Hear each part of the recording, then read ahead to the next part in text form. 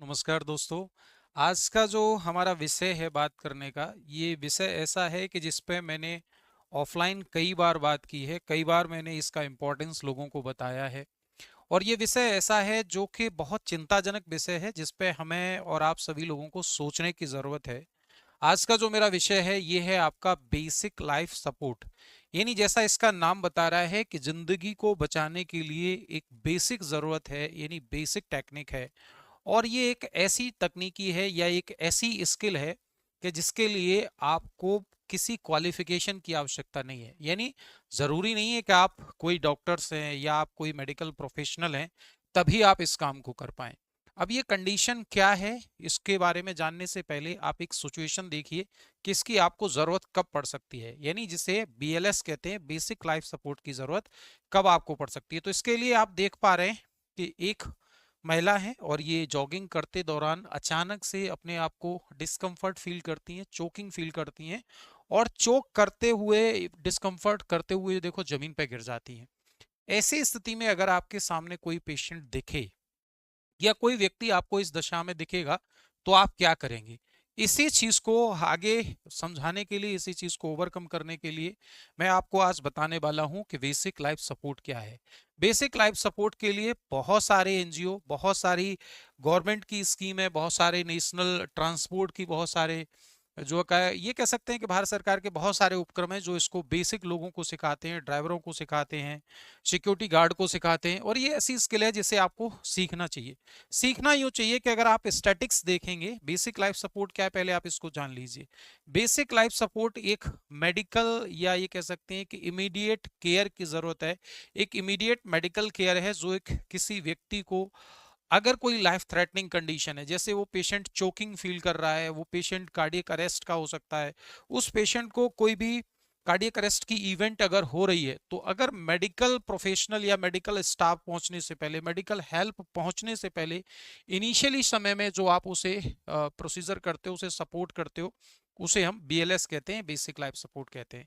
अगर इसके इंपॉर्टेंस के बारे में बात करें तो ये इतना ज्यादा इंपॉर्टेंट है, इतना ज्यादा क्रिटिकल है कि कार्डियक जो पेशेंट्स होते हैं, मैं आपको बताना चाहूंगा कि जितने भी cases out of hospital cardiac arrest के होते हैं, आउट ऑफ कार्डियक अरेस्ट के केस में सर्वाइवल के जो चांसेस होते हैं, यानी हॉस्पिटल के बाहर अगर किसी व्यक्ति को कोई कार्डियक रिलेटेड प्रॉब्लम आई, हार्ट अटैक आया, कार्डियक अरेस्ट की प्रॉब्लम आई, तो उसके सर्वाइवल के जो चांस हैं वो मात्र 10% होते हैं।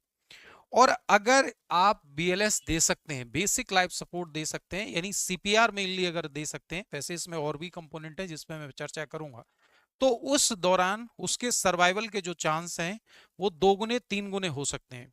अगर बात करें कि ये किस स्थिति में दिया जाना चाहिए, तो अगर कार्डियक अरेस्ट की कोई इवेंट है, चोकिंग की कोई इवेंट है या ड्राउनिंग की कोई इवेंट है और वहां कोई मेडिकल प्रोफेशनल नहीं है, यानी मेडिकल का कोई डॉक्टर्स या कोई नर्स नहीं है, तब आप ये इवेंट उसे देते हैं, करते हैं ये काम जो मैं अभी बताऊंगा आपको, तो आप उसकी लाइफ बचा सकते हैं, आप उसके लिए एक हीरो की तरह काम कर सकते हैं।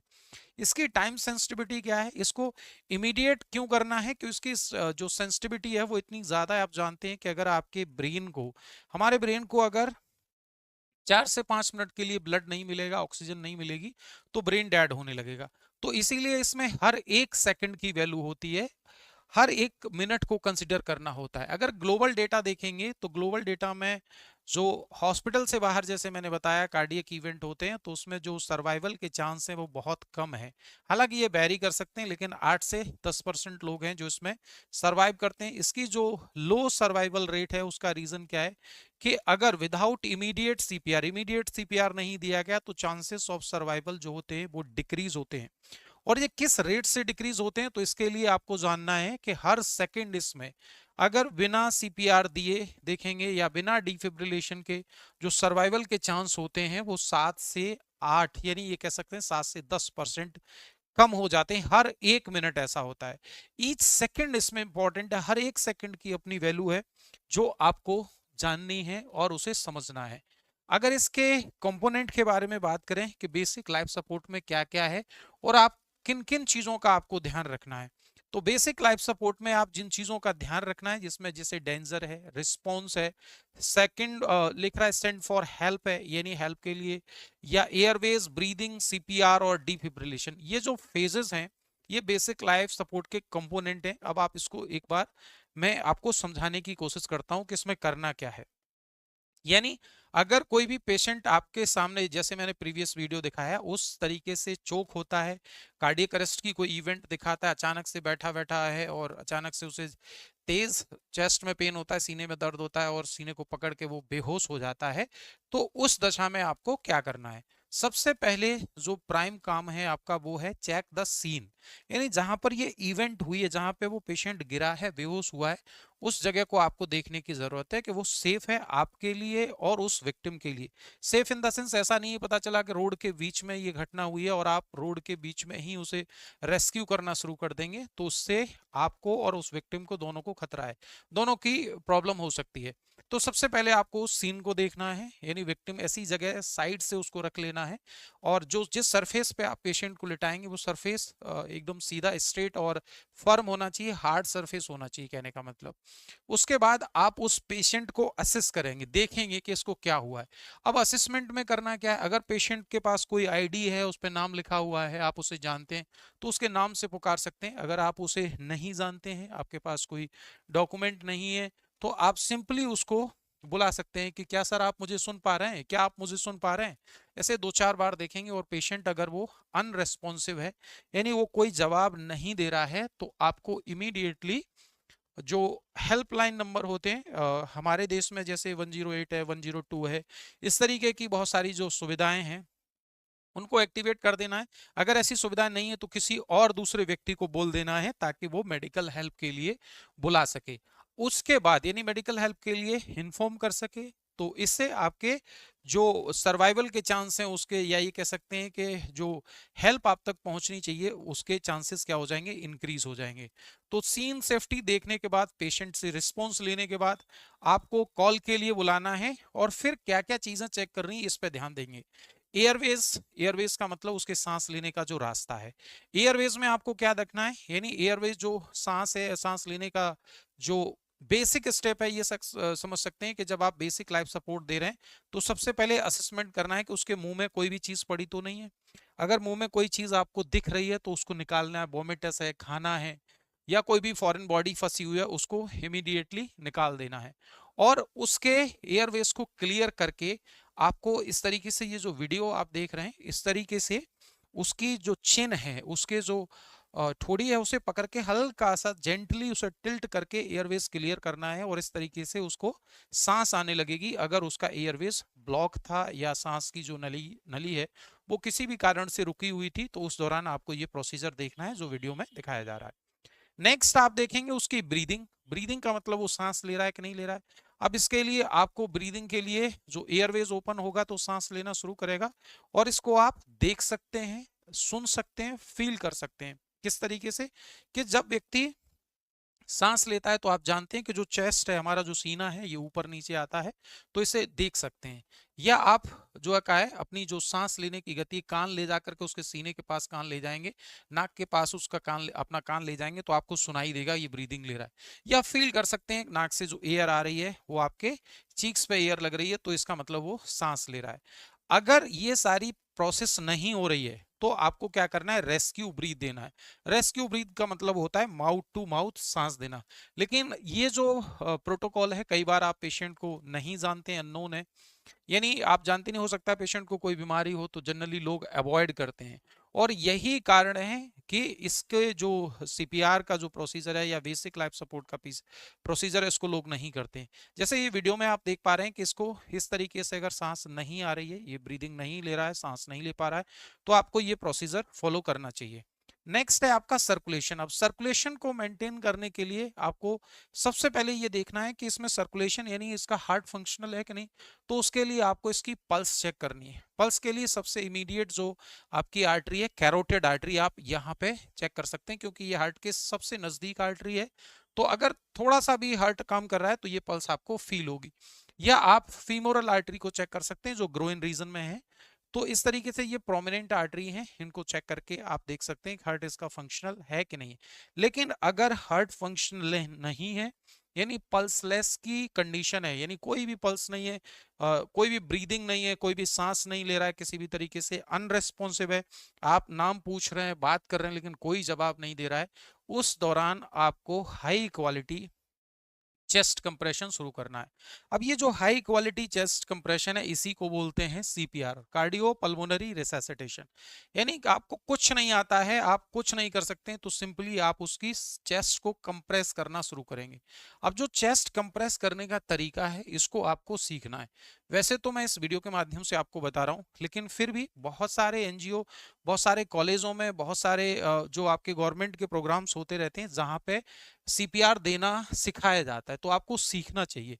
आपको जान के हैरानी होगी कि हमारे देश में, भारत में मात्र 2% लोग ऐसे हैं जो सीपीआर, हाई क्वालिटी सीपीआर देना जानते हैं। सोचिए, मात्र 2% लोग हैं जो सीपीआर देना जानते हैं। और सीपीआर देना अगर आप जानते हैं, तो मैंने बताया कि आप किसी की जिंदगी बचा सकते हैं। इवन ये कहा जाता है कि बाई स्टैंडर्ड सीपीआर, जो बिल्कुल जानता ही नहीं है सीपीआर के बारे में, हम और आप तो मेडिकल प्रोफेशनल हैं, हमको तो सीपीआर को बहुत बेटर देने तरीके से देना आना चाहिए। लेकिन जो व्यक्ति पढ़ा लिखा नहीं, कुछ भी नहीं जानता है, अगर उसे भी इस स्किल को आप सिखा देते हैं, उसको बता देते हैं, तो वो भी किसी की जान बचा सकता है। अब ये जो कंप्रेशन है, ये कंप्रेशन कैसे होना चाहिए, तो 30 कंप्रेशन आपको देने हैं। कैसे देने हैं वो मैं अभी बताऊंगा। 30 कंप्रेशन आपको इस तरीके से जो है चेस्ट पे बैठना है। ये ध्यान रखना है कि आपकी जो ये बाजू है, ये स्ट्रेट होनी चाहिए, सीधी होनी चाहिए। और आपको जो है कमर के बल बैठ जाना है और चेस्ट को इस तरीके से कंप्रेस करना है। 30 कंप्रेशन करने के बाद आपको 2 सांस देनी है, जो माउथ टू माउथ रेस्पिरेशन मैंने कहा था, यानी नाक बंद करके उसकी मुंह से उसको सांस देनी है। 30 बार कंप्रेस करना है, 2 बार सांस देनी है, 30 बार कंप्रेस करना है, 2 बार सांस देनी है। और इसी साइकिल को आपको ऑपरेट करते रहना है जब तक कोई मेडिकल हेल्प आप तक ना पहुंचे, या पेशेंट जब तक कोई रिस्पॉन्स ना दे। तो ये सीपीआर का प्रोसीजर मैंने बताया। जैसा इसमें वीडियो में आप देख रहे हैं कि चेस्ट को आपको इस तरीके से कंप्रेस करना है, और अगर आप इतना कर पाते हैं तो ये इवेंट जो है लाइफ बचा सकती है। नेक्स्ट कंडीशन है आपकी डिफिब्रिलेशन की। अब ये जो डिफिब्रिलेशन है, वैसे तो एक मशीन के द्वारा दिया जाता है, डिफिब्रिलेटर जिसे हम कहते हैं, जिसको आप रेलवे स्टेशन पे, एयरपोर्ट पे एक मशीन होती है, जिसकी मदद से ऑटोमेटेड एक्सटर्नल डिफिब्रिलेटर बोलते हैं, जो जनरली आपका जैसे वेंट्रिकुलर जो टेकिकार्डिया के केस में या वेंट्रिकुलर फिब्रिलेशन के केस में ये यूजफुल होता है। यानी एक प्रकार का ये एक इलेक्ट्रिक शॉक प्रोवाइड कराता है, जो हार्ट के अंदर इलेक्ट्रिकल एक्टिविटी इम्बैलेंस होने की वजह से उसे मेंटेन करता है। और इसमें सर्वाइवल के जो चांसेस होते हैं वो ज्यादा होते हैं in comparison to pulseless electrical activity और एसिस्टोल। एसिस्टोल आप जानते हैं कि जिसमें ईसीजी में एक फ्लैट लाइन दिखाई देती है, उस कंडीशन को एसिस्टोल बोलते हैं। और जहां कोई पल्स नहीं आ रही है, उसको पल्सलेस इलेक्ट्रिकल एक्टिविटी बोलते हैं, पीईए। तो उस दशा में हालांकि डिफिब्रिलेटर का कोई यूज नहीं है। अब ये डिफिब्रिलेटर काम कैसे करता है, तो इसमें एक डिवाइस होती है, जिस तरीके से आप देख पा रहे हैं, ये जो डिवाइस है इसको निकाल के इसको इस तरीके से हार्ट के डायगोनली इम्प्लांट किया जाता है। देख पा रहे हैं, डायगोनली इम्प्लांट करके मशीन को स्टार्ट करते हैं और मशीन अपना काम करना शुरू करती है। और अगर मशीन जो कमांड देती है उसमें बोलती है कि शॉकेबल रिदम डिटेक्टेड, तो आपको सिंपली बटन दबाना होता है, और जैसे ही आप बटन दबाएंगे, जिस वोल्टेज का जो शॉक देना है, मशीन ऑटोमेटेडली प्रोवाइड करा देती है। और ये अगर ये सपोज दैट कि ये मशीन या तो अवेलेबल नहीं है, या आप बहुत ज़्यादा असेसमेंट नहीं कर पा रहे हैं, आप नहीं समझ पा रहे हैं कि ये डिफिब्रिलेशन का केस है या नहीं है, तो केवल और केवल आपको एक ही चीज पे ध्यान देना है, वो है आपकी सीपीआर। यानी आपको कंप्रेशन लगातार बनाए रखने हैं। इवन अगर आप ब्रीदिंग नहीं दे रहे हैं, उसको सांस नहीं दे रहे हैं, केवल आप सीपीआर ही दे रहे हैं। और सीपीआर के दौरान कई बार पल्स जो आपकी रिब्स वगैरह हैं, उनके फ्रैक्चर होने के बारे में भी बताया गया है कि अगर फ्रैक्चर भी हो जाता है, तब भी आपको सीपीआर को नहीं रोकना है। यानी आप उसके व्यक्ति को सीपीआर देते रहेंगे तो उसकी लाइफ को आप सेव कर सकते हैं। एईडी जनरली अगर अवेलेबल है तो एईडी की हेल्प से आप ऐसा कर सकते हैं। मैं आपको ये बताना चाह रहा हूँ ओवरऑल इस वीडियो के माध्यम से कि सीपीआर सीखना कितना ज़्यादा इंपॉर्टेंट है। क्यों? क्योंकि ये किसी की लाइफ को सेव कर सकता है, और ये ऐसी स्किल है जिसके लिए आपको बहुत ज़्यादा नॉलेज की ज़रूरत नहीं है, बहुत ज़्यादा मेडिकल साइंस जानने की ज़रूरत नहीं, जस्ट एक टेक्निक है जिसे आप सीख सकते हैं। और अगर सीपीआर देते हैं, इवन बाईस्टैंडर्ड सीपीआर भी दिया जाता है, तो उससे व्यक्ति के सर्वाइवल के जो चांस हैं वो 3 से 4 गुना बढ़ सकते हैं। तो इस चीज में आप इंटरेस्ट लीजिए, इसको सीखिए। हमारे देश में इस टेक्निक को सीखने की बहुत जरूरत है। जैसा मैंने बताया, मात्र 2% लोग ऐसे हैं जो सीपीआर देना जानते हैं। आप सीपीआर देना सीखिए, दूसरों के लिए नहीं, अपने लोगों के लिए सीखिए। और इसके सीखने के लिए कोई भी वर्कशॉप, दुनिया भर की वर्कशॉप होती रहती हैं, आप उसे ज्वाइन करिए और वहां इसे सीखिए। क्योंकि इस वीडियो के माध्यम से मैं सिर्फ इंपॉर्टेंस बता सकता हूं इसका, कि सीपीआर का इंपॉर्टेंस क्या है। अगर कोई भी पेशेंट आपके सामने चोक हो रहा है, आपके सामने जो बेहोश पड़ा हुआ है, आपको ऐसे ही नहीं छोड़ना है उसको। ये एक प्रकार की अमानवीयता है। आप इसे सीख सकते हैं, लाइफ बचा सकते हैं। तो सीखिए और सीपीआर से लोगों का जीवन बचाइए। Thank you all of you.